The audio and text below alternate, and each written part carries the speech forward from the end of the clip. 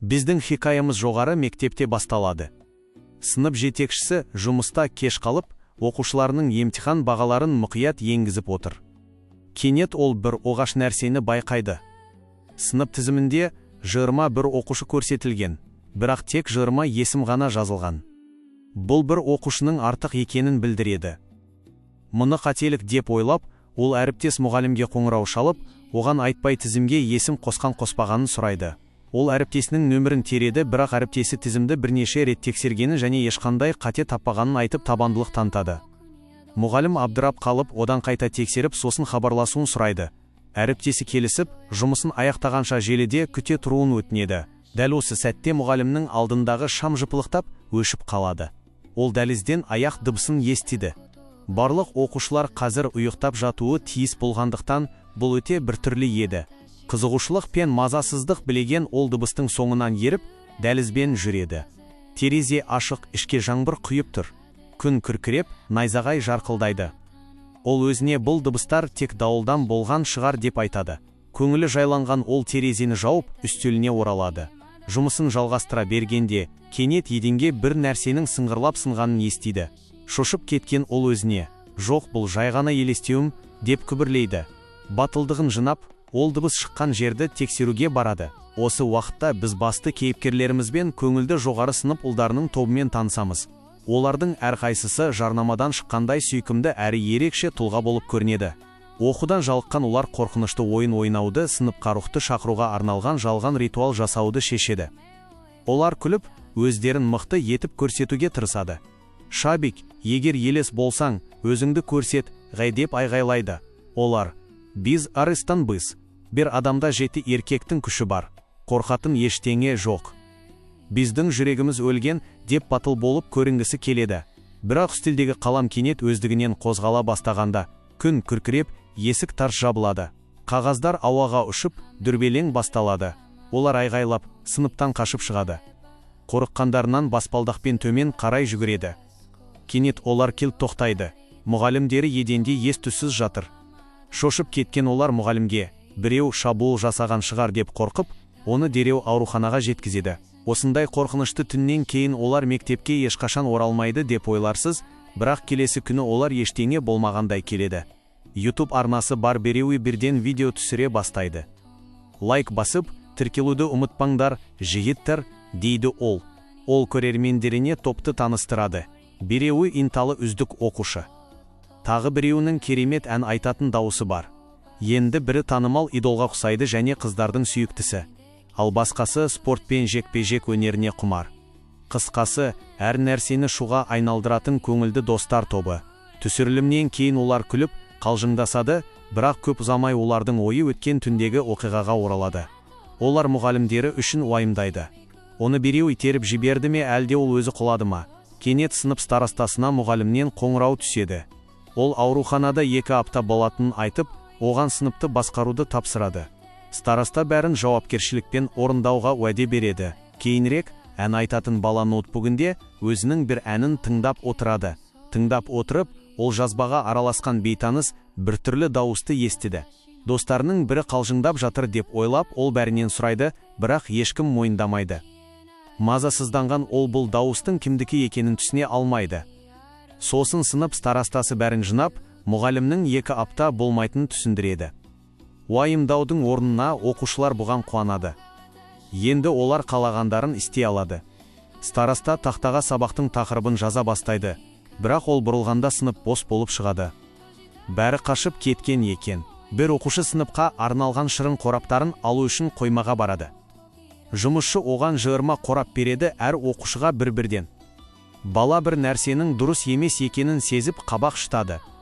Артық оқушы кім?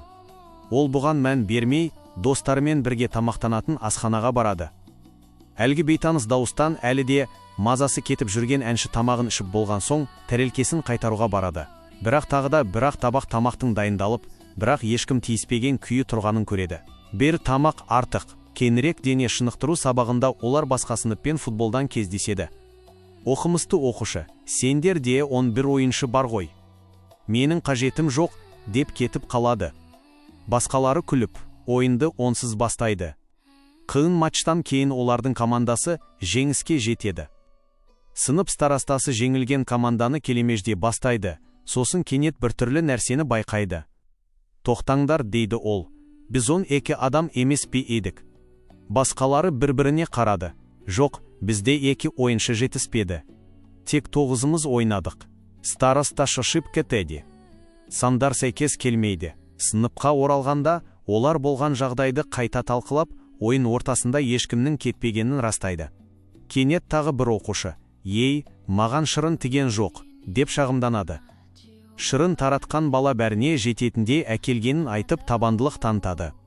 Сондықтан олар қайта санауды ұйғарады. 1, 2, 3, 4, 5, 7, 21-ге жеткенше санайды. Келесі күні сынып старостасы үстелінде отырып, қатысу тізімін қайта тексереді. Бір нәрсе дұрыс емес. Тек 20 оқуш болу керек, бірақ мұнда 21 адам бар. Ол ойланып қалып, болған оқиғалардың бәрін есіне түсіреді. Ритуал, асханадағы ешкім тиіспеген артық тамақ. Оған ақиқат жетеді. Елестер тамақ ішпейді, деп ол өзіне күбірлейді. Пазл кесек-кесегімен жинала бастайды. Олардың сыныбында елес бар. Ол сыныптастарын жинайды. Тыңдаңдар, дейді ол. Біз 21 емес, 20 адамбыз. Бұл дегеніміз біздің арамызда елес бар деген сөз. Және мәселе мынада, оны тек біз ғана көре аламыз. Мұғалімдер көре алмайды. Олар үшін ол жоқ. Басқалары оны қалжыңдап тұр деп ойлап, жүйкелері сыр беріп күледі. Қойшы, досым. Бізді қорқытуды қой. Бірақ ол өз айтқанынан қайтпайды. Әнші бала кенет өз жазбасын ең жоғары дауыспен қояды. Бөлмеде бір түрлі бұрмаланған дауыс жаңғырады. Адамға ұқсамайтын бір нәрсе, бәрі қатып қалады. Олардың жүздерін қорқыныш басады. Сынып старостасы неки дұрыс еді. Олар араларындағы кімнің нақты адам емес екенін білгісі келіп, сыбырласа бастайды. Содан кейін басшы бала орнынан тұрады. Елес кешегі футбол матчындағы ойыншылардың бірі болуы керек, дейді ол. Естерің деме? Қарсылас команда бізде бір ойыншы жетіспейді деп ансу еште. Ол дауысын көтеріп, ауаға қарап айғайлайды. Ей, елес, бізді естісің бе? Егер осында болсаң, өзіңді көрсет. Әлде мен бәріңе тұз шаша бастайын ба? Тыныштық. Ештеңе болмайды. Олдар бір-біріне мазасыздана қарайды. Араларында кімнің немесе ненің жасырынып тұрғанын ешкім білмейді. Олар мұғалімнен көмек сұрау туралы айтады, бірақ ол әлі ауруханада. Басшы бала күрсінеді. Мұны өзіміз шешуіміз керек. Бізге ешкім сенбейді. Бірақ сыныптың қалған бөлігі бұған байыппен қарамайды. Оның орнына олар бір-бірін мазақтай бастайды. Біреуі жекпе-жек өнермен айналысатын баланың артынан ұсқайды. Қара, елес, дәл сенің артыңда тұр. Ол шошып секіріп кетеді, бірақ артында ештеңе жоқ. Басқалары қатты күледі. Батыр арыстанымыз қайда? Қорыққан кішкентай мысыққа көбірек ұқсайды екенсің. Ыңғайсыз күйге түскен ол сыныптан атып шығады.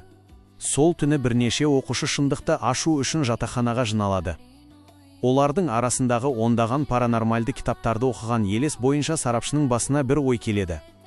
Елестер бұршақты жек көреді, дейді ол. Сондықтан бәріміз бұршақ жейміз. Ким тәрілкесін тауыспаса, сол елес. Ақымақтар сияқты олар бұған келіседі. Әрқайсысы өз тәрелкесін тазалап тауысады, бұл олардың бәрінің адам екенін сол сәтте дәлелдейді. Бірақ бұл жұмбақты шешпейді. Келесі күні оқушылардың бірі кітапқұмар баламен бір бөлмеде ұйықтап жатады. Үздік оқушы тыныш қана сабақ оқып отырғанда, екіншісі сыбырлайды. Ей, сен қорықпайсың ба? Бәрі біздің сыныпта елес бар деп жатыр. Кітапқұмар басында көтермейді. Өсек аяң маңызды емес. Емтихан маңызды. Алдасына бір шыны кофе бәреді. Міне, саған қорқыныштан гөрі осы көбірек керек. Осы уақытта сынып старостасы мұғалімнің сөздерін есіне түсіреді. Егер сыныпқа жақсы қарасаң, мен сені стипендияға ұсынамын. Мақсат қойған ол өзіне. Онда мен осы елес мәселесін шешіп, сол стипендияға ие боламын, деп күбірлейді. Сол түні жекпе-жекпен айналысатын бала әлі де қобалжып, бөлмесіне оралады. Төсекке жатар алдында ол әр ықтимал жағдайға қарсы астын тексереді. Бәрі дұрыс сияқты. Сосын кенет оның добы еденде өздігінен домалай жөнеледі. Ол қатып қалады. Жоқ, бұл жай ғана кездейсоқтық, дейді ол өзін күлуге мәжбүрлеп. Бірақ оның жанындағы көрпе қозғалғанда, ол айғайлап жібереді, сөйтсе бұл тағы бір қалжың екен. Достары қарқылдап күледі, ол да жүрегі атқақтап тұрса да бірге күлуге тырысады. Сол түннің соңында ютубшы бала ұйықтай алмайды. Ол жүйкесін тыныштандыру үшін баяу музыка қояды. Жатақхананың келесі жағында басқа бір оқушы өнер бөлмесінде жалғыз отырып, асықпай сурет салып жатыр. Оның өңі қуқыл, көздері суық әрі бейжай. Келесі күні таңертең Елес бойынша сарапшы сыныптың алдында тұрып, әр оқушының дене қызуын тексереді. Елестердің денесі суық болады, дейді ол сеніммен. Суретші балаға жеткенше бәрінің қызуы қалыпты болады. Термометр тым төмен көрсеткіш көрсетеді. Ол құрал бұзылған шығар деп ойлап, суретшінің қолын ұстайды, ол мұздай екен. Ол баланың қуқыл терісін, жансыз бейнесін байқайды. Оның бойын қорқыныш білейді. Ол күдіктіні таптым деп ойлайды. Бірақ әзірге ешкімге айта алмайды. Кейінірек, ютубшы өнер бөлмесінің жанынан өтіп бара жатып, әлгі оқушының тағы да жалғыз отырып, баяғы суретті салып, еріндерімен бірдеңе деп күбірлеп отырғанын көреді. Бұл ритуалға ұқсайды. Ютубшы мұны интернетке салуды жоспарлап, видеоға түсіре бастайды. Сыныпта директор оқушыларға арналған білім беретін видео қояды. Бірақ ортасына келгенде экранда Елестің бейнесі жарқ ете қалады. Бәрі шошып кетеді. Жекпе-жекпен айналысатын бала орындығынан секіріп кете жаздайды. Сонда басқаларының бірі қарқылдап күледі. Қалай қатырдым? Бұл жай ғана қалжың еді. Кітапқұмар бала шыдамай. Жетер. Емтихандар жақындап қалды. Мына ақымақ Елес туралы ертегілермен уақытты босқа өткізуді қойыңдар, деп ұрсады. Бірақ енді оған ешкім сенбейді. Сыныпта 20 емес, 21 оқушы бар. Елес бойынша сарапшы тағы да алға шығады. Менде Елесті анықтаудың жолы бар, дейді ол сеніммен қолын жалап, олардың әрқайсысына бір-бірден қарап. Біреу не істеп жатқанын сұрап үлгергенше терезеге бір нәрсе тарс ете түседі. Қара қарға әйнекке соғылып, қан ізін қалдырып, ұшып кетеді. Тыныштық орнайды, ешкім қымылдамайды және алғаш рет олардың бәрі сене бастайды. Бәрі болған жағдайдан есеңгіреп қалды. Терезедегі қан, қарға және одан кейінгі қорқынышты тыныштық. Соған қарамастан, олар мұны жай ғана кездейсоқтық деп өзін сендіруге тырысады. Дәл осы кезде бір оқушы суретші салып жатқан суретті көтеріп кіреді. Мен мұны өнер бөлмесінен таптым, дейді ол оны жерге қойып. Олар жақыннан қарағанда қатып қалады. Кенепке қан сияқты бір нәрсе шашыраған және бетіне құс қауырсындары жабысып қалған дәл терезенің сыртында көргендері сияқты. Ютубшы дереу телефонын шығарады. Жігіттер, мынаны көрулерің керек. Ол жаңа ғана түсірген видеоны қояды. Суретші өз бөлмесінде жалғыз қолымен қандайда бір ритуал жасап жатқандай бір түрлі қымылдар жасап отыр. Елес бойынша сарапшы мұздай суық тері мен қуқыл жүзді есіне түсіреді. Бұғыл сол, дейді ол баяу дауыспен. Солай болуы керек. Ол Елес. Олардың бәрі суретшіге бұрылады. Бізге шындықты айт, дейді олардың бірі. Сен Елесің бе? Суретші оларға бір сәт қарап тұрып, кенет қарқылдап күледі. Сендір шынымен мені Елес деп ойлайсыңдар ма? Ол білектеріне оралған шарфты және мойнындағы кішкентай бойтұмарды көрсетеді. Бұлар мені қорғайды. Ешқандай рух мұндай нәрсені таға алмайды. Ол оларға ашулана қарайды. Киналайтын басқа біреуді табыңдар. Сендердің ақымақ Елес туралы әңгімелеріңнен шаршадым. Сендір мені қандайда бір қасиетті Елес деп ойлайсыңдар ма? Мен өнер бөлмесінде Құдайдан бізді қорғауын және осы сыныпты мазалап жүрген рухты қуып жіберуін сұрап, дұға етіп отырдым. Ал сендердің маған айтар алғыстарың осы ма? Ол ашуланып арнынан тұрады. Мүмкін келесі жолы Құдайдан менің орныма сендерді алуын сұрайтын шығармын. Сонда мен ақыры тыныштықта болармын. Олар ыңғайсыз күйде кешірім сұрайды. Қателескендерін түсінеді. Оның суық қолдары туралы сұрағанда, ол сабырмен түсіндіреді. Бұл ауру, жүйке зақымдануы. Менің дене қызуым әрдайым төмен, мен өлгендіктен емес. Басқалары гелғаннан бастарын изейді. Одан күдік сейілді. Сол түні жатақханада реніш сезімі білейді. Олар әлі де Елестің кім екенін білмейді. Сабақ оқудың орнына, олар түнде қорқынышты фильм көруді ұйғарады. Бірде күліп, бірде қорқып отырады. Ютубшы телефонын тексере береді. Оның суретші туралы видеосы таралып кеткен. Бір түнде мыңдаған қаралым жинаған соң, ол мұны контент үшін пайдалануды шешеді. Барлығы ұйықтап қалғанда, ол ақырын тікелей эфир бастайды. «Сәлем жігіттер» деп сыбырлайды ол камераға. «Мен қазір елес кезген сыныптың ішіндемін. Мен елестің бар екенін дәлелдеймін». Ол кіріп келе жатқанда, сынық терезенің жанында тұрған мектеп күзетшісін көріп қалады. Күзетші шошып кетеді. «Мұнда не істеп жүрсіз?» деп сұрайды оқушы. Күзетші абдырап қалады. «Жай ғана әйнекті тексеріп жүрмін. Ертең ауыстырамын». Ол асығып кетіп қалады. Ютубшы иығын қиқаң еткізіп, камераны қараңғы сыныпқа бағыттап, қайтадан тікелей эфирге шығады. Оның оқырмандары пікір жаза бастайды. «Біз ештеңе көріп тұрған жоқпыз». «Дәлелде». «Жақсы», деп сыбырлайды ол. «Мен елес детекторы қосымшасын жүктеп алдым. Соны көрейік». Ол баяу жүреді, экрандағы радар жыпылықтайды. Содан кейін оның жанында әлсіз бейне пайда болады. «Тоқта, бұл не?» деп ол демін ішіне тартады. Ол солға, сосын оңға бұрылады. Бейне оның соңынан қалмай, әр кез жылжып отырады.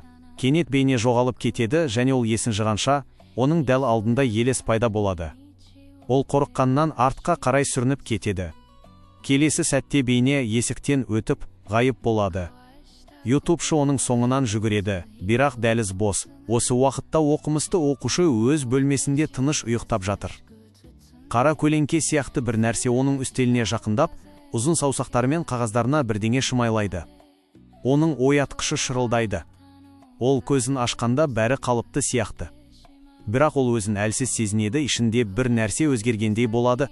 Келесі күні директор оны кеңсесіне шақырады. «Соңғы кездері саған не болды?» деп сұрайды ол. «Бағаларың төмендеп кетті. Сен шаршаңқы көрінесің». Оқушы ақырын кешірім сұрайды. «Келесі жолы жақсырақ оқымын». Бірақ шығып кеткен бойда ол реніштен емтихан қағазын жыртып тастайды. Іште ол мұның бәрі елестен басталғанын біледі. Кейінірек оның досы, әжесі емші деп айтылатын бала көмектесуге уәде береді. «Ол Бейрутта тұрады», дейді ол. «Бірақ ол маған жын қуатын бойтұмар жасауды үйреткен. Мен саған біреуін тауып беремін». Сол кеште сыныпқа кірер алдында оқушылар мектеп күзетшісімен амандасады. Күзетші бір нәрсені жасырып тұрғандай көздерін алып қашып, басын изейді. «Сынып ішінде елес бойынша сарапшы, еденге тұз шаша бастайды. Рухтар тұздан қорқады», деп күбірлейді ол. «Сынып старастасы ашуланып керіп келеді. Не істеп жатырсың?» Ол телефонын үстелге тарс еткізіп қойып, ютубшыға тарап кеткен видеоны көрсетеді. «Мұны сен салдың ба? Сен бізді бүкіл мектепке масқара қылдың. Ешкімнің беті көрініп тұрған жоқ», деп ақталды ютубшы. «Бұл тек қаралым үшін». Староста оның жағасынан алады. «Сен бізді пәлеге қалдырасың. Өшір оны». Қазір бөлмеде шиеленіс орнайды. Оқушылар әрбір бір түрлі жағдай үшін елесті кінәлайды. «Оның кім екенін білсек қой», деп күбірлейді біреуі. «Оны өзіміз қуып шығар едік». Суретші кенет тіл қатады. «Мен оның кім екенін білемін». Бәрі оған қарайды. «Бұғыл Джон». Олар Джонға таңғала қарайды. «Бұл мүмкін емес. Ол бізбен бірге бұршақ жеді». Оның дене қызуы қалыпты болды. Тіпті күзетші де оны сол түні көрді. Суретші тек мысқылдайды. «Сендердің бәрің соқырсыңдар». Олар оны қалжыңдап тұр деп ойлайды және ешкім тыңдамайды. Сол түннің соңында біз шындықты білеміз. Оқымысты оқушы досынан өзіне жын қуатын бойтұмар әкелуін сұраған еді. Досы оны жамандықтан сақтасын деп төсегінің үстіне мұқият қояды. Оның бөлмелесі Джон кіргенде ол сыпайы жымиып, шай ұсынады. «Маған әрқашан жақсы қарағаның үшін рахмет», дейді ол ақырын. Ол өз төсегіне шығады, бірақ бойтұмарға тиген сәтте оның арқасы жана бастайды. Қатты ауырсыны оны шарпып өтеді. Ол демін ішіне тартып, секіріп түседі. Оның бөлмелесі оянады. «Қайда бара жатырсың?» Джон кекештеніп, «Әжетханаға». «Жай ғана әжетханаға», дейді. Ол бос бөлмеге жүгіріп барып, айнаға қарайды. Оның бейнесі бойтұмардан қалған арқасындағы күйік іздерін көрсетеді. Міне сол кезде шындықтың беті ашылады. Джон Эллес. Ол бұршақты жегенсіп, жасырын түрде лақтырып тастаған. Рух шақыру ойыны кезінде қағаздар мен карталарды ұшырғанда сол еді. Бұл оқиғалардың бәрі содан басталған. Біз оның сыныптағы артық оқушы екенін білеміз. Бірақ ол оларды жақсы көреді және олардан ерекшеленгісі келмейді. Оның қалайтыны тек олармен бірге қалу. Келесі күні мектепте оқымысты, оқушы бойтұмарды берген досымен кездеседі. Досы осы бойтұмардың арқасында алғаш рет жақсы ұйықтағанын айтпайды. Ризашылық білдіріп, ол тағы бір бойтұмар алып, бөлме арасына қойды ұсынады. Сонда Елес олардың бөлмесіне кіре алмайды. Досы тағы біреуін алуға тырысады, бірақ әжесі сыныптағы қауесеттерден қорқып, оған өзінің көріпкел екенін ешкімге айтпауды ескертеді. Барлық оқушылар әлі де Елес туралы хикаяға алаңдаулы. Тек идол оқушы ғана қуанышты. Ол қолына қонжық ұстап кіреді. Достары оны қызы берген сыйлық деп мазақтайды. Ол қуанып, олардан суретке түсіруді сұрайды. Басқалары қызғанып, оны қорқытқысы келеді. Мүмкін оның қызы өзіне ұқсайтын шығар деп қалжыңдайды. Ол мән бермегенсіп көрінгенімен, іште қобалжып тұр. Үзіліс кезінде оқушылар асханаға барады. Олардың бері байқаусызда Джонның арқасына тиіп кетеді. Джонның ауырсындан сескеніп қалғанын байқайды. Джон сасып қалып, футбол ойнап жүріп құлап қалдым деп өтірік айтады. Ол бойтұмардан күйген арқасы туралы шындықты жасырады. Осы уақытта ютубшы оқушы бос сыныпты пайдаланып, Елес детекторы қосымшасымен оқырмандарына тікелей эфир жасайды. Бірақ бұл жолы ештеңе көрінбейді. Оның оқырмандары қызығушылығын жоғалтады. Ол ренжіп эфирді тоқтатады. Назар аударту үшін жаңа жоспар ойлай бастайды. Кейінірек сыныпқа сүйкімді әрі мейірімді болып көрінгісі келетін жас мұғалім келеді. Ол ұлдардың бірі оның сұлулығын байқайды деп үміттенеді. Бірақ директор кіріп, біреу оның көлігінің әйнегін сындырып кеткенін айтқанда, оның жайдары жүзі ғайып болады. Оның шынайы мінезі көрінеді. Ол ашуланып, оларға айғайлап, сыныптан атып шығады. Оқушылар қорқып қалады. Дәл осы кезде олардың алдындағы электронды құрылғы кенет өздігінен жұмыс істей бастайды. Бір оқушы оны өшіруге барады, бірақ ол өздігінен қайта қосылады. Бұл жолы одан да жылдам. Дүрбелең басталады. Олар мұны Елестің исі деп ойлайды. Джон өзін жазықсыз кінәлап жатқанын сезіп шыдамайды. Жігіттер, мен ештеңе істеген жоқпын, деп айғайлайды ол. Құрылғыны жұлып алып, жерге лақтырады, бірақ сонда да ол жұмысын тоқтатпайды. Ютубшы мұның бәрін өзі істегенін айтып, оларды қорқыту үшін жасалған қалжың екенін айтады. Ол сыныпта Елес бар екенін дәлелдеу үшін олардың реакциясын жасырын түсіріп жатады. Мақтанышпен күліп, ол қалтасынан пульт шығарып, құрылғыны өшіреді. Оның шошып қалған сыныптастары Елес бізге ашуланды деп сенеді, бірақ Джон бұның мүмкін емес екенін айтады. Дегенмен ютубшы мұнымен тоқтамайды. Ол оларды қорқыту үшін үзіліс кезінде алдарына суретті құлатып кету сияқты қалжыңдарын жалғастыра береді. Оқушылар оның істерінен шаршап, Елесті одан сайын жек көре бастайды. Сыныпқа оралғанда олар ән естиді. Идол оқушы дыбыс шыққан шкафқа барады. Онда өзінің қонжығының ән айтып жатқанын және оның қанға боялғанын көреді. Шошып кеткен ол әнді тоқтатуға тырысады, бірақ ол тоқтамайды. Зәресі ұшқан ол қонжықты жерге құрып, ол тынышталғанша талқандайды. Ютубшы мұның бәрін видеоға түсіріп, жоспары іске асқанына мәз болып күліп тұрады. Сол түні идол оқушы әлі де есеңгіреп жүрді. Ол өзін жайлы сезіну үшін бөлмелесінен қасында ұйықтауын өтінеді және олар сыныпта болып жатқан барлық біртүрлі жағдайлар туралы сөйлеседі. Олар егер бұл сұмдық жалғаса берсе, басқа сыныпқа, тіпті басқа мектепке ауысамыз деп келіседі. Осы уақытта алдағы ұйықтауға дайындалып жатып, Джонның әлі ояу отырғанын байқайды. Ол Джоннан неге әдеттегідей ерте ұйықтамағанын сұрайды. Джон сабақ оқып жатырмын, кейінірек ұйықтаймын деп қобалжып жауап береді. Бірақ шындығында ол қорғаныс бойтұмарынан қорқып отыр еді. Өзінің өткір қырағылығын пайдаланған алдағы Джонның көлеңкесі жоқ екенін және сыныпты мазалап жүрген Елестің ақыры ашылғанын түсінеді. Сол түннің соңында ютубшы ұйықтар алдында өзінің қалжың видеоларын желіге жүктейді. Ол жинаған жаңа оқырмандарына мәз болады. Келесі күні сынып старостасы видеоларды көріп қатты ашуланады. Ол ютубшыға келіп, оған Елес туралы ештеңе жариялама деп ескертілгенін есіне салады.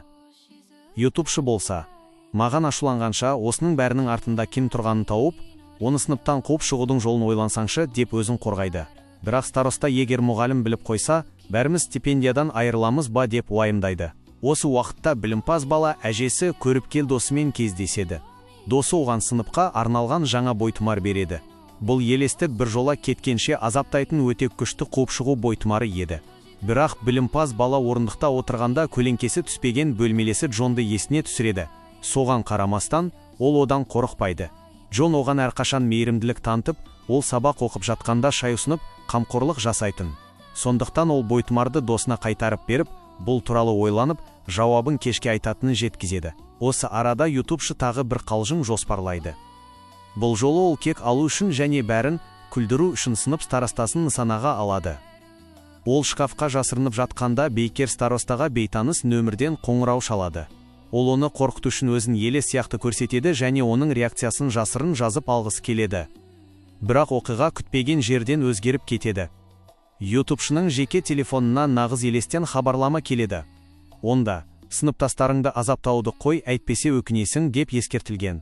Зәресі ұшқан ол телефонын өшіруге тырысады, бірақ өшіре алмайды. Сондықтан қорыққанынан оны жерге лақтырып жібереді. Ақыры ютубшы Уасимді қорқыту үшін және оның басқаларды шошытуын немесе өзінің беделін түсіруін тоқтату үшін хабарлама жіберген Джон екенін білеміз. «Ұялсаңшы, балақай», дейді Джон. «Мен есімім бар және осы дүниеде өз орны бар құрметті елеспін. Мен ешқашан ешкімге зиян тигізбеймін». Осылайша елес мәселесі ақыры шешіледі. Енді ешкім оның атынан әрекет етуге батылы бармайды. Келесі күні мектепте ютубшы сыныпқа кіріп, суретші баланың бір қағаздан оқып жатқанын көреді. Суретші бүгінгі бақтарының қандай болатынын көру үшін бал ашу жаттығуын жасап жатқандарын айтады. Ол әр оқушының қағазын ұстап тұрады, кезек ютубшыға келгенде ол біреуін таңдайды. Бірақ суретші өлім қағазында оның өміріне қауіп төніп тұрғанын көргенде шошып кетеді. Ютубшы оның сөздерінен зәресі ұшып, кешегі ескертудің шын екенін түсінеді. Бейкер істің тымарға кетіп қалуынан қорқып, қалжыңдарын тоқтатады. Кейінірек сынып старостасы бәрін жинап, ертең мектепте үлкен фестиваль болатынын хабарлайды. Әр сынып әртүрлі іс-шара ұсынуы керек, ал олар өз сыныптарын қорқынышты үй сияқты безендіріп, костюмдер киюі тиіс. Оқушылар, бізге шынымен бұдан да көп қорқыныш керек пе? Қазіргі бар елесіміз аз ба? Деп наразы болып қалжыңдасады. Бірақ бұл міндетті болғандықтан, олар амалсыз келіседі. Келесі күні фестиваль басталады. Оқушылар оны барынша пайдаланып, басқа сыныптарды аралайды, ойындар ойнап, көңіл көтереді. Олар күледі, суретке түседі және бірге тамаша естеліктер жасайды. Ақыры олардың қорқынышты үйін ашатын кез келеді. Олар қорқынышты заттармен безендіре бастайды, сыныпты нағыз елес кезген орынға айналдырады. Бейкер мен басқалары қорқынышты костюмдер киіп, түрлерін өзгертеді. Бұл кез келген адамды айғайлатып, шошытуға жетерлік еді. Бәрі көңіл көтеріп, жайма-шуақ атмосферада жүргенде, сынып старостасы әкесінен хабарлама алып, жауап беру үшін сыртқа шығады. Әкесі оны сабақ оқудың орнына фестивальде уақытты босқа өткізгені үшін қатты ұрсады. Оған тек стипендия алуға көмектесу үшін ғана староста болуға рұқсат бергенін есіне салады. «Емтихандарыңа көңіл бөл, балам. Бұл балалық ақмақтықты қой, әйтпесе сені мектептен шығарып аламын». Бала әкесінен жалынып кешірім сұрайды, сосын ренішпен кетіп қалады. Сол түні ақыры олардың қорқынышты үй іс-шарасының уақыты келеді. Басқа сыныптың екі оқушысы оны көруді ұйғарады. Олар қорқады, бірақ қызығушылықтары басым болып ішке кіреді. Олар кірген бойда біздің кейіпкерлердің өз түрлеріне өздері күліп жатқанын көреді. Әрине, оларды тану оңай еді. Біздің кейіпкерлер бет-перде киюге өте шорқақ болды. Келушілер екінші кезеңге өтеді, онда тағы бір оқушы кенеттен артынан пайда болып, оларды қорқытпақшы болады.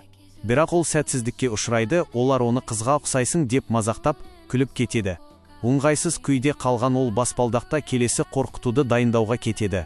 Олар оның қасынан өткенде, оны көрмегенде мүлдем елемейді. Олар кітапханаға жетеді, онда тағы бір оқушы жасырынып, оларды қорқыту үшін кітаптарды лақтырады. Бірақ олар тағы да мән бермей, ештеңе болмағандай жолдарын жалғастырады. Ақыры, олар суретшімен кездеседі, ол қолына қайшық ұстап, қорқынышты болып көрінуге тырысады. Олар оның түрін мазақ етіп, өтіп кетеді. Музыка бөлмесінде біздің екі кейіпкеріміз оларды қорқытуға дайын тұрады. Бірақ біраз уақыт күтсе де ешқандай айғай естілмеген соң, келушілер қорыққаннан талып қалған шығар деп ойлайды. Кенеттен оқушылар кіріп келіп, оларды аңдаусызда ұстап алады. Кейіпкерлер олардың артынан білдіртпей бармақшы болады. Бірақ келушілер оны байқап қалып, керісінше өздерін қорқытады. Олардың жоспары толықтай іске аспайды. Олар жолдарын жалғастырады, соңынан зомбы болып киінген кейіпкерлердің бірі ереді. Бірақ бәрібір олар қорықпайды. Олар әжетхананың қайда екенін сұрағанда, төбеде жасырынып, оларды ұстап алмақшы болған біреуді көреді. Тағы бір сәтсіз әрекет. Олар күліп, бұл қандай фестиваль? Мынау не қылған біртүрлі костюмдер, дейді. Олар Джокер болып киінген адам күтіп тұрған өнер бөлмесіне барады. Бұл жолы ол шынымен де оларды қорқыта алады. Көрдіңіздер ме, құрметті көрермендер, деп баяндаушы күледі. Ол оларды қатты қорқытқаны соншалық, олар тіпті онымен суретке түседі. Ақырында келушілер жалығып, қорқынышты үйді келемеждеп шығып кетеді. Біздің кейіпкерлер сәтсіздіктерінен ұялып, бірге ренжіп отырады. Бәрі біздің қорқынышты үйімізге ойын алаңы сияқты қарайды, дейді біреуі өкінішпен. Біз жай ғана сәтсіздер тобымыз. Барлық еңбектерінің еш кеткенін сезіп, олар түңіледі. Олардың бірі мысқылдап: қайдасың, кәрі шал? Сен тек бізді қорқытуға ғана шеберсің. Қазір сен бізге керек едің. Елес: шында да, сен пайдасызсың, деп шақырады. Келушілердің екінші тобы жақындағанда, олар ойынды жалғастыру үшін орындарына оралады. Джон мұның бәрін көріп, оларды аяйды. Міне сол кезде Джон өзінің елесті қырын көрсетеді. Достарына көмектескісі келіп, ол жамылғы мен қорқынышты бетпердесін киіп, түнді өзгертуге дайындалады. Жаңа топ оқушылары кіргенде, ол олардың алды-артынан өте жылдам қозғалып, зәрелерін ұшырады. Олар баспалдақпен жоғары шықпақшы болғанда, қайта-қайта сол қабатқа тап болып, тұйық лабиринтке қамалады. Шошып кеткен олар музыка бөлмесіне жүгіріп кіреді, онда кенеттен пианиноның өздігінен ойнап жатқанын естіді. Бұл Джон еді, бірақ олар оны көрмейді. Ол дерлік көрінбейтін күйде. Олар пианиноға жақындағанда зәресін ұшыратын бір нәрсені байқайды. Ол қанға боялған. Олар қорыққанынан бөлмеден қашып шығады, бірақ осы кезде қабырғаларда қанды қол іздері пайда бола бастайды. Сыртқа шыққанда ол біздің кейіпкерлерге кезігіп, не болғанын асығып айтып бермекші болады. Бастапқыда олар сенбейді, бірақ қорқынышты үйді басқарып жүрген оқушыларда біртүрлі жағдайларға куә болады. Заттар өздігінен қозғалып, айналарда көлеңкелер жыпылықтайды. Сол кезде олар мұның қалжың емес екенін түсінеді. Араларында нағыз елес бар. Дүрбелең бүкіл топқа жайылады. Бәрі айғайлап, сыныптан қашып шығып, мектеп сыртына жиналады. Сынып старостасына не болғанын айтқанда, ол іште әлі де екі адамның, Джон мен тағы бір оқушының қалып қойғанын біліп қатты уайымдайды. Олар дереу іздеуді ұйымдастырады. Осы уақытта жоғалған оқушы қараңғы дәлізде жалғыз қаңғып жүреді. Тыныштық оның жүйкесіне тиеді, әрбір сықырдан сескенеді. Кенет ол дәліздің соңында Джонды көріп қалады. Қуанып кеткен ол оны шақырып, қасына жүгіріп барады. Бірақ ол жақындағанда, Джонның түрі өзгереді. Ол есін жығанша, Джон кенеттен оның дәл алдында пайда болады. Шошып кеткен оқушы талып, еденге құлайды. Көп ұзамай басқалары мектеп күзетшісімен келеді, одан ішке кіріп көмектесуді өтінеді, бірақ күзетші қорыққаннан іркіліп қалады. Ишті әліз бар, дейді ол кәкештеніп. Мен кирмеймін. Оның орнына мұғалім мен сынып старостасы кіруді ұйғарады. Іште олар еденде ес-түссіз жатқан оқушыны табады. Мұғалім жақын жерде тұрған Джонды байқап, «Мұнда не болды?» деп сұрайды. Джон мұғалімнің өзін шынымен көре алатынын білу үшін қалыпты жауап бергенсіп тұрады, бірақ ешқандай жауап алмайды. Бірнеше минуттан соң жедел жәрдем келіп, жарақат алған оқушыны ауруханаға жеткізеді. Бәрі сыртта мазасызданып күтеді. Мұғалім оларды бәрі жақсы болады деп жұбатып, бөлмелеріне қайтуды бұйырады. Оқушылар амалсыз бағынады, бірақ олардың ойлары тыныш емес. Көп ұзамай олардың арасында күдік тарала бастайды. Олар оқиғаға кінәлі елес ретінде бір-бірін айыптай бастайды. Мен елес болуым мүмкін емес, дейді ютубшы. Оқиға болғанда мен тікелей эфирде едім. Бәрін көрдіңдер. Менді елес емеспін, дейді тағы бір сыныптасы. Менің қызым бар, тіпті мына қонжықты да сол сыйлаған. Содан кейін паранормальды құбылыстарға әуес бала сөйлейді. Бұл мен емес. Мен өзімді қорғау үшін әрдайым тұз алып жүремін. Егер мен елес болсам, қазырақ жанып кетер едім. Суретші телефонын көтеріп, олардың сөзін бөледі. Елестің кім екенін анықтаудың жолын білемін. Ол рухтарды есінен тандыратын ритуалды әуен бар екенін мәлімдейді. Ол экзорцизм музыкасын қойғанда, бәрі оған күле қарады, бірақ кенеттен Джон ауырсындан жырылып қалады. Оның денесі жанып жатқандай сезіледі. Ол білімпаз баланың өзіне алаңдаушылықпен және әшкере болып қалудан қорыққан кейіппен қарап тұрғанын көреді. Ол музыканы дереу өшіреді. Біз доспыз дейді ол дерілдәген дау еспен. Бір-бірімізден күмәнданбауымыз керек. Топ тынышталады. Бірақ Джон артқа шегінгенде, Белла кенеттен құлап түседі. Қарғыс атқан дыбыстың тербелісінен оның қолынан қан кетеді. Осы уақытта ауруханада жарақат алған оқушы есін жияды, оның естеліктері оралады. Джонның түрі оның кенеттен ғайып болуы және қорқынышты түрде қайта пайда болуы. Оның көздері қорқыныштан бақырайып кетеді. Бұл сол деп сыбырлайды ол. Джон Эллес. Келесі күні таңертең білімпаз бала оянып, Джонның өз үстелінде отырғанын көреді. Ол түні бойы ұйықтамағандықтан әбден қажыған еді. Өзін кінәлі сезінген ол Джонның төсегіне қойған қорғаныс бойтұмарын алып тастайды. Кейінірек Джон жарақат алған оқушының жағдайын білу үшін ауруханаға барады. Ол досының сауығып келе жатқанын көріп, жеңілдеп жымияды, бірақ оқушының әкесі оған біртүрлі қарайды, өйткені оның көзіне Джон көрінбейді. Әкесі баласының өз-өзімен сөйлесіп жатқанын көріп, оны есінен адасты деп ойлайды да. Көмектесіңдер, балам өз-өзімен сөйлеп жатыр, деп дәрігерлерді шақыруға жүгіреді. Джон оқушыға жақындап, ақырын, кешірші, мен саған зиян тигізгім келмеген. Мен тек көмектескім келдетенен дейді. Бірақ бала шошынғаннан дірілдеп, басын жауып еңіреп жылап жібереді. Джон жанарын төмен түсіріп, үнсіз шығып кетеді. Сынып старостасы өзін кінәлі сезініп, кейінірек мұғалімнің кеңсесіне барады. Мен жеткілікті деңгейде жауапты болмадым, деп мойындайды ол. Маған тағы бір мүмкіндік беріңізші. Мұғалім күрсініп, ешқандай елес жоқ, балам, дейді. Сыныптастарыңның бірі оны баспалдақтан итеріп жіберген. Маған шындықты айт. Егер біреу сені қорлап жүрсе, мен оны өзім шешемін. Бірақ староста мұны жоққа шығарып, елестің нағыз екенін дәлелдейтінін айтады. Сол кеште Джон бос сыныпта жалғыз отырады. Ол мұңайып, жалғызсырайды, достарымен қайта бірге болуды аңсайды. Ол соншалықты мейірімді, тіпті адасып қалған құмырсқаға өз илеуіне жол табуға көмектеседі. Мұғалім кіріп келгенде ол Джонның бар екенін байқамайды. Мұғалім шыққаннан кейін Джон да ақырын шығып кетеді. Сол түні Джон мектептің шатырында тұрып, мұңға батып жұлдыздарға қарап тұрады. Білімпаз бала оның қасына жақындап, мен бәрін білемін. Сен біздің сыныптағы елесің, дейді ақырын. Джон аңтаң болады. Оқушы өз бейнесін көрсетеді. Оның бейнесі көрініп тұр, ал Джондікі жоқ. Джон шындықты түсінеді. Оның құпиясы ашылды. Ол сөйлеп үлгергенше, білімпаз бала оны жұбатады, уайымдама. Сен әрқашан менің досым болып қаласың, бірақ басқалар өздері біліп қоймас бұрын, оларға шындықты өзің айтуың керек. Өкінішке орай, сынып старостасы бәрін естіп қояды. Келесі күні ол мұны өзі тексеруді ұйғарады. Ол Джонның жалғыз келе жатқанын көреді де, бір топ оқушыдан оны көріп тұрған тұрмағанын сұрайды. Олар түсінбей қарайды, өйткені ешкімді көрмеген еді. Шошып кеткен староста ақыры шындықты қабылдайды. Ол сыныпқа атып кіріп, жиналыс жасайды.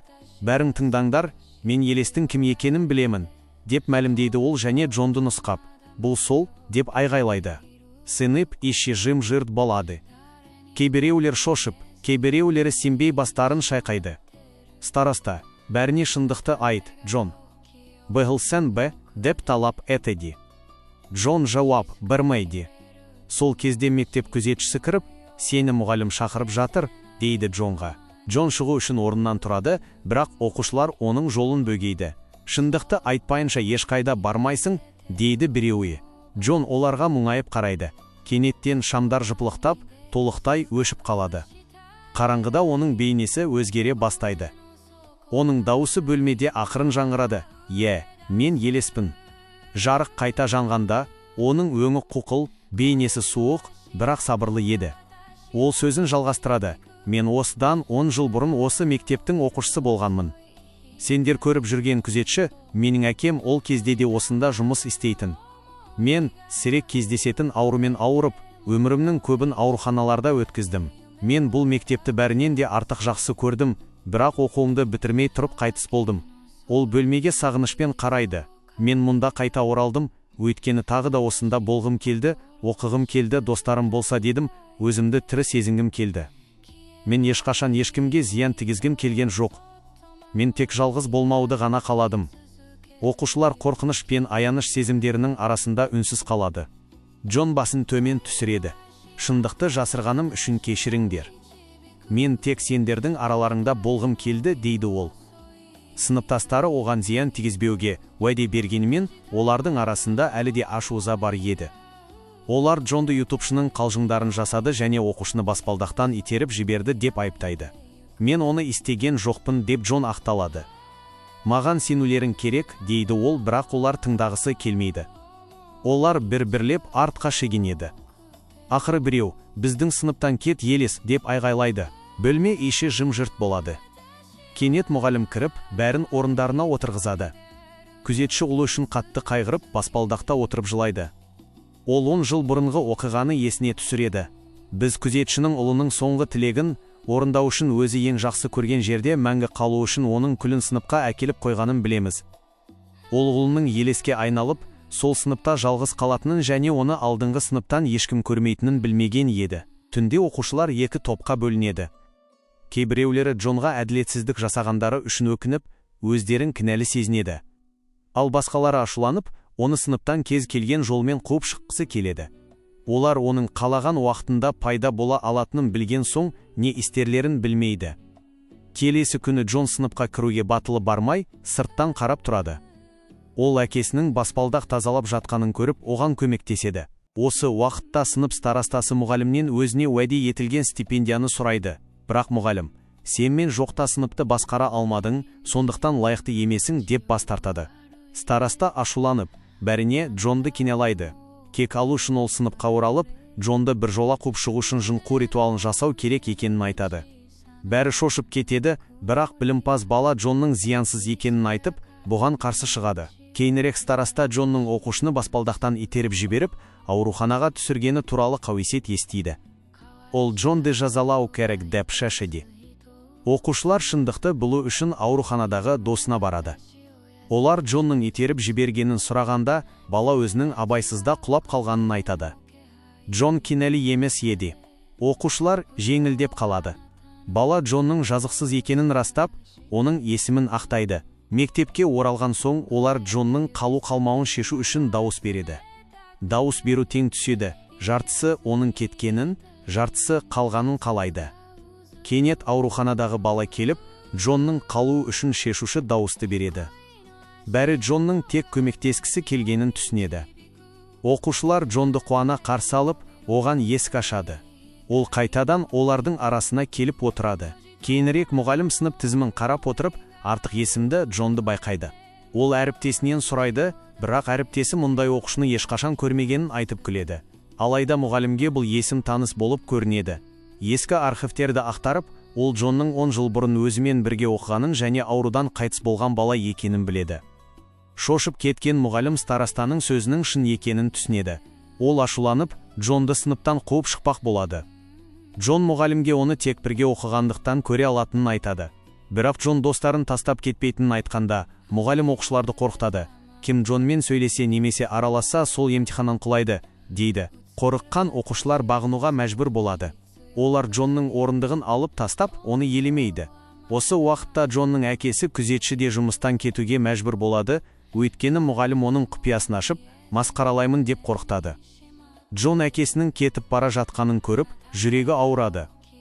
Қайтадан жалғыз қалған Джон сыныптастарымен сөйлескісі келеді, бірақ олар оны мүлдем жоқ сияқты ұстайды. Джон асхана мен кітапханада біреу байқар ма екен деп жүреді, бірақ ешкім назар аудармайды. Тіпті ең жақын досы білімпаз балада одан қашып, тек кешірім сұрап, емтиханнан құлаудан қорқатынын түсіндіріп хат қалдырады. Айнаға қарап отырып, Джон өз денесінің мөлдір болып бара жатқанын байқайды. Ол жақында мәңгілікке ғайып болатынын түсінеді. Оқушылар өздерін кінәлі сезінгенімен көмектесе алмайды. Келесі күні мұғалім тізімді қайта тексеріп, Джонның есімі жоғалғанын көреді. Ол Елес ақыры жоғалды деп ойлайды және олдікі дұрыс еді. Енді көрінбейтін болса да, Джон достарының қасында қалып, оларды жасырын қорғауды шешеді. Біреудің тамағы құласа, ол көтеріп қояды. Біреу тоңса, ол терезені ақырын жауып береді. Тіпті оны мазақтаған ютубшының видеоларына Джон білінді білінбей түсіп, оның танымалдылығын арттырады. Джон білімпаз балаға бұрынғыдай кофе әкеліп, сабаққа зейін қойына көмектеседі. Оқушылар оның қатысуын сезіп, мейірімділігіне тебіренеді. Староста бірге өткізген бақытты сәттерін есіне алады. Сол түні олар топтық суреттен Джонның бейнесі өшіп бара жатқанын көреді. Келесі күні мұғалім Джонның күлін жойып, оны мәңгілікке өшіру үшін балгерді әкеледі. Бірақ староста мен басқа оқушылар бұған жол бермейді. Олар Джонның әрқашан көмектескенін түсініп, оған зиян тигізуге рұқсат бермейді. Мұғалім бәрін емтиханнан құлатамын деп қорқытса да, олар достарынан бас тартпайды. Сол сәтте Джон күлімсіреп пайда болады. Староста одан кешірім сұрап, оның әрқашан дос болып қалатынын айтады. Джонның бейнесі қайтадан қалыпқа келеді және оқушылар жылап жіберіп, оны құшақтайды. Олар мұғалімнен Джонның мектепті бітіргенше қалуын өтінеді. Оқушылардың сөзіне елжіреген мұғалім келіседі. Содан бастап сабақта Джонның есімі де аталатын болады. Сыныптастары оны ешқашан жалғыз қалдырмайды. Күндер өтіп, Джон достарымен бірге көптеген бақытты сәттерді бөліседі. Ақыры оқу бітіру күні де келеді. Барлық оқушылар емтиханнан өтіп, Джонмен бірге соңғы рет суретке түседі. Джон өзінің арманын орындады. Ол нағыз достар тапты, мектепті бітірді және енді тыныш ұйықтай алады. Біздің хикаямыз осымен аяқталды. Лайк басып, тіркелуді ұмытпаңыздар.